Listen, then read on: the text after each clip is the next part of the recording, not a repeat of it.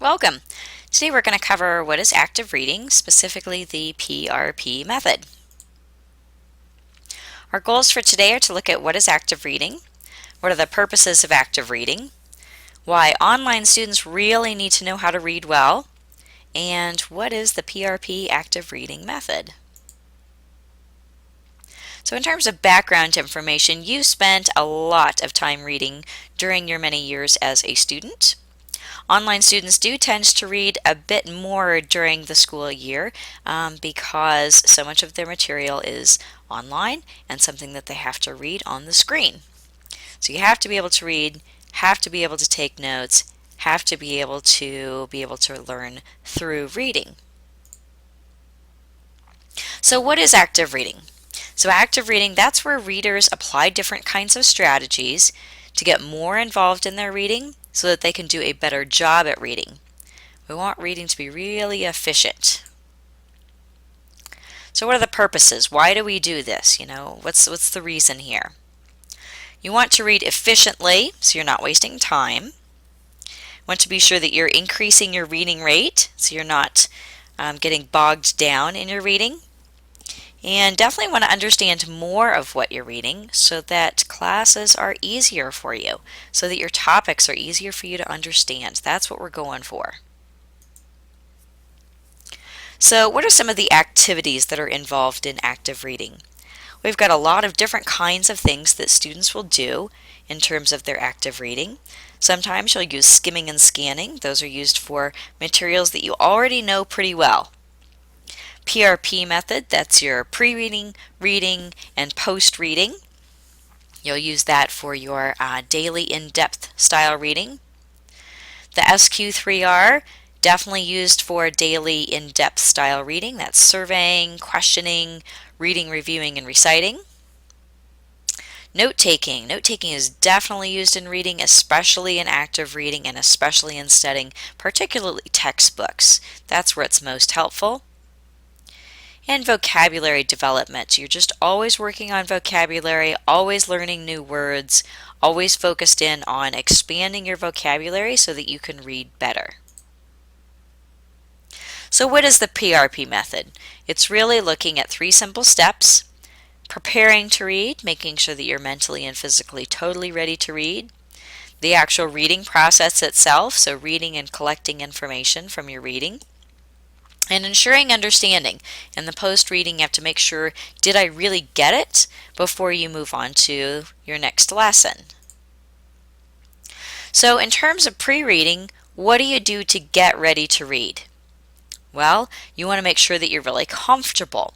Personally, I don't like to read on a really hard metal chair, like a folding chair. That's not comfortable to me. I would rather sit on a soft chair or a bean bag or a couch or something like that. That's a lot more comfortable to me. So I'm going to make sure I'm going to get comfortable. I also need to make sure that I get my equipment for reading. If I'm going to be reading online, I definitely need to have my computer, make sure I'm online, make sure that I'm ready to read. I'll also be taking notes, so I want to have my notebook, my pen. I like to use highlighters and sticky notes as I'm taking notes, so I'm going to get those out too. And I need to get ready mentally and physically. Need to make sure that I've already eaten, that I'm not thirsty or hungry, anything like that. Make sure that I'm ready to read, that I'm not totally tired and exhausted. And make sure that I'm ready mentally, that I can turn off the other things in my life to be ready to really be there to learn. So how do you know when you're totally ready to read? When you feel like there's nothing else you need to do to get prepared, you're ready to read. You're ready to get started. And then the actual steps to reading. Make sure you do these things. Read what you've been assigned to read. Read all of it. Don't skip around. Don't skip paragraphs. That's not going to make you go faster. That's going to give you a headache. So be sure to read all of it. Take notes while you read, particularly with textbook material. You want to be able to look back on those notes and study them. Skim when it's appropriate. So skimming and scanning, those can be used when you are looking over material that you have read before. So you already know it really well, so you're really just refamiliarizing yourself. And then make sure that you're reading in depth when needed. Sometimes you're reading quickly and sometimes you're reading slowly. You need to know when to do those things and to do those fairly automatically.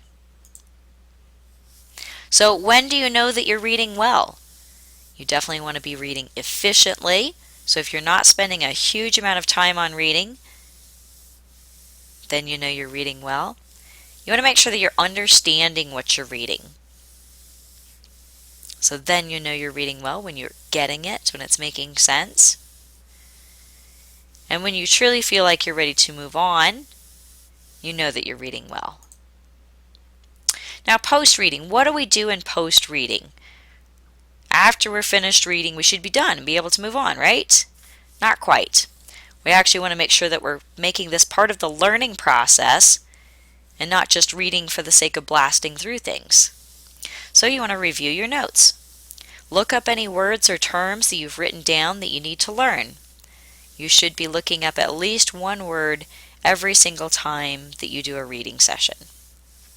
Ask for clarification from your teacher about anything that doesn't feel totally like you get it 100%. List off any questions that you need answered, any areas where you need help, and summarize the content. Summarizing the content after reading can help enormously in terms of ensuring that you understand that information. So you can do that in writing by writing down in your notebook a summary of what you learned, or you can do that in speaking by saying your summary to another person. Either one works pretty well. So how do you know when you're totally finished? When you finish a chapter, say for a particular class, and you totally understand it, you feel like you understand it well enough that you could teach it to another person, you're ready to move on. You're ready to move on to that next lesson. So here are your basic steps to follow. Prepare mentally and physically to read. Read actively. And then review your learning to make sure that you have full understanding of what it is that you've read, because that's the purpose. Your purpose here is to get understanding. So how is the PRP method used by people outside of school? Anyone who's in a profession where they have to do reading, whether that's a mechanic who needs to read through a manual to understand a particular concept about, say, how to fix a car or a motorcycle or something like that, a business person who needs to go through material to prepare for a presentation, or to prepare for creating a report of some kind, like a needs analysis report or a fiscal report, end of year report, something like that. They're going to use these same kinds of methods for active reading. Questions that students sometimes come up with. What subjects does PRP work best with? It works best with the subjects that are hardest for you. So if math is hardest for you, you definitely need to use PRP method in math. When should students use the PRP method? Use it on any topic that's really hard for you, any topic where you need to slow it down and you need to make sure that you're covering all of your steps. And what problems does the PRP method solve? If you're a person who has difficulty comprehending and understanding what it is that you're learning, this is going to be enormously helpful to you. Students are expected to do the following: study regularly, take notes while you're studying, read actively, use an active reading strategy such as PRP that works well for you, and make sure that you're always asking for help when you need it. Successful students tend to be active readers. Active readers get involved in their reading. They know when to read quickly and when to pay close attention and slow it down. Active readers apply useful strategies like the PRP method to their reading.